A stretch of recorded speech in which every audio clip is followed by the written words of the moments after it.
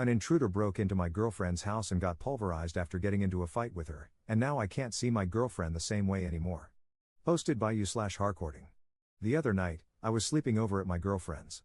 She lives one street over from the middle of nowhere, no streetlights, no sidewalks, and keeps her house dark at night, except for the room she's in, to attract bats and deter bugs. I think it was around 2 a.m. when I woke up to my girlfriend telling me to call 911. Long story short, a guy had broken a window into the garage and was going through my car. He had a knife, but my girlfriend has a shotgun, unloaded, and wanted to scare him off with it. The cops really gave us a verbal shakedown for that, by the way. We're effing idiots, don't ever confront a burglar. But this guy was clearly unhinged and charged at us. I don't really remember how it happened, but my girlfriend somehow tripped him, or maybe he tripped on his own, and then started basically tamping this guy's ribcage down into his lungs with the stock. I had to physically stop her. A little bit about my girlfriend: she cries when she sees sick or hurt animals. She's constantly doing, or offering to do, nice things for people. She won't even squish bugs. If she finds any, she catches them and releases them. She's a Buddhist. Nonviolence is important to her. Before this, I would have described her as the gentlest person I knew. So what the F? After I stopped her, she was so calm. She sat cross-legged on the floor and made a call to a lawyer before the cops even got there. No charges for my girlfriend, yet. The lawyer has been helpful, the cops, less so. They wanted to arrest me when they arrived for some reason. And my girlfriend actually had to ask for an ambulance for the guy because they tried to just load him into the police car, despite the fact that he was screaming and moaning. He lived but is still in the hospital. It's been 2 days since this happened, and I still feel like my heart is racing. Every time I see my girlfriend, I see her covered in blood with a shotgun. It hasn't changed how I feel about her, but goddamn, it's changed how I see her. Relevant comments. Commenter. Your girlfriend is a badass. You should be proud that she is willing and able to protect herself, her home and the people in it. How would you look at her if this man had beaten and raped her? Stabbed you? Do you really see her differently, or are you projecting because you did nothing? Ops response. I see her differently, but I still love her. I'm just having trouble reconciling my previous view of her with this one. She's always been very confident, and I feel very safe with her. I think I feel even safer with her now. And to the person who said I felt emasculated, rereading this post, I see what you mean. I did feel useless in the moment. I wish I had done more. And I still kind of blame myself for letting her do that, even though I know it's illogical. I'm working through it. We both are. But honestly, my girlfriend seemed to have it handled, and I'm more than willing to let her protect me. We get that excuse me, he said no pickles meme from like 75% of the people who meet us. Op expands on the feeling emasculated part. It's something I'm going to have to work through. I don't really feel like I, as the man, should have been the one to take this guy down, but I'm already hearing that from family and friends and stupidly letting it get to me. Something to discuss at my emergency therapy appointment next week. Commenter 2. I don't understand the cops getting on you guys about a burglar in the house. Like, WTF? You're supposed to just sit in a corner waiting 10 minutes while this guy makes off with your things? And then the cops get there, he's gone, and they're just standing there looking at each other? Police only help after a crime has been committed. But anyway, I think your girlfriend was probably scared for her life. Ops response. Yes, basically. And it took them 37 minutes to get there. And bold of you to assume they help in that case too. Op adds an edit to his post. Clarifying a few things. I didn't think this would get any attention. First, my girlfriend is doing well, all things considered.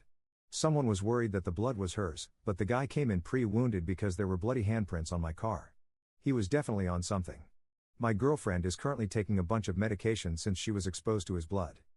She hasn't talked much about what happened, and I'm not going to push her right now. I am worried about her, and I am taking care of her. I've been staying with her since this happened. And feeding her. Someone suggested baking a cake. I am a professional chef. Also, apparently, an idiot. After this, I'm going to the store. A lot of people seem to think my view of her has changed for the worse. That is deeply untrue. Rereading my post, I realize I made it sound that way, so that's my fault. It's still pretty fresh in my mind, and I'm processing things as I go. I was just having difficulty reconciling this new view of her with who I thought she was before, but I realize now that she hasn't changed. I just learned more about her. And what I learned is that she's a certified badass, to quote many of you in the comments. Also, a lot of people are calling me out for not helping more. Don't get me wrong, I feel guilty that I didn't do much other than call 911 in the moment. I don't want to sound like I'm making excuses for myself because I was absolutely scared crapless, but my girlfriend didn't really give me a chance to help. This all happened very quickly. By the time she woke me up, She was already armed and out of bed. I'm deaf in one ear and a heavy sleeper anyway, so I'm glad she woke me up at all. I'm not sure why the shotgun wasn't loaded, she only told me afterward. I was expecting her to shoot him, not beat him half to death. About the cops, I won't get into it, but my girlfriend has had issues with the local cops before. She lives in a town that barely qualifies for its own police department, and the one they do have has nothing to do 99% of the time. They seemed like they were in a rush to get finished with us the whole time they were there. I think they were probably pissed off that they got called out on the 4th of July for something that actually required paperwork. Thank you to everyone in the comments. I've read every single one so far. There's a lot of good advice there, and a good amount of deserved criticism, which I am open to. How else do you improve? Update 8 months later. I don't know if anyone remembers me, but a while ago, my girlfriend and I had a home invasion incident that culminated in her beating the crap out of the intruder. I'm tired of saying my girlfriend, so I'm going to call her Diana. It turns out the guy was a substance addict from the next town over. He was in his 60s and had an extensive history in jail and mental hospitals. Unfortunately, about 2 months after my post, he passed away. We didn't know anything about why until we had a chance to talk to his sister, who insisted she didn't blame Diana and that the doctors even said he probably didn't have much longer anyway. Diana was visibly distressed during this conversation, so I'm not sure whether the sister just said that to comfort her.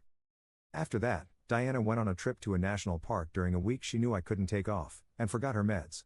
She has seizures that resemble mild psychosis/magical thinking and ended up refusing to come home at the end of the trip. She kept saying that she felt like she couldn't leave the woods because she was certain there was something she needed to learn there that she hadn't yet, and when I asked her how long that might take, she said, "Some people take a lifetime." I asked if she was breaking up with me, and she said something about feeling like she was too attached to me, her house, her pets, etc., and that she needed to meditate on that for a while. I ended up going to her temple to see if anyone was willing to give me some perspective on the situation since she was seeing things through a Buddhist lens. It was the right choice. A monk actually drove 6 hours out to her with me to talk to her in person since she wasn't picking up calls. I am so unbelievably grateful for that monk because Diana started taking her meds again and came home soon after. I've never been religious, but I started reading the Pali Canon afterward, and that really slaps. Diana was already volunteering her time at the temple, so now we both go together when we can. All things considered, since then, things are back to normal and going well. We're both children of divorce, so even before all this, we were doing prophylactic couples counseling every few months, and for a while after, we were going once a week.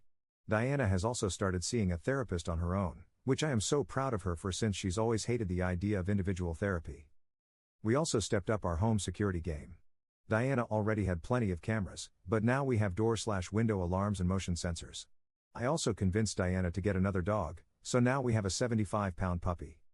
I know a lot of people were rooting for us to get married, but that's not going to happen. Legal marriage isn't something that interests us, and it never has. But we did buy each other rings, and it's been a great comfort to have something physical to remind me of her on my person all the time.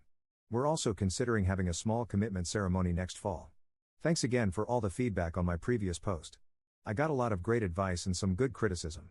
I showed it to Diana, and she got a kick out of the comments, and we had a little mutual cry over how kind a lot of you guys were. I asked her if she was okay with me posting this update, and she clucked at me and told me to do whatever I want online as long as I'm being nice and anonymous, lol. So, hope this qualifies.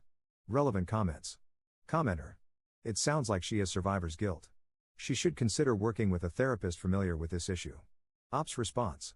I don't think it's survivor's guilt, more like just standard, garden variety guilt.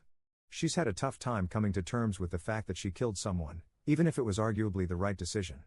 But yes, she is working with a therapist who is versed in Buddhism since the first precept, no killing any living being, is part of the reason she was having issues. Commenter 2. Screw that guy, I'm glad he's dead. Ops response. I get why you would say that, I felt that way at first too.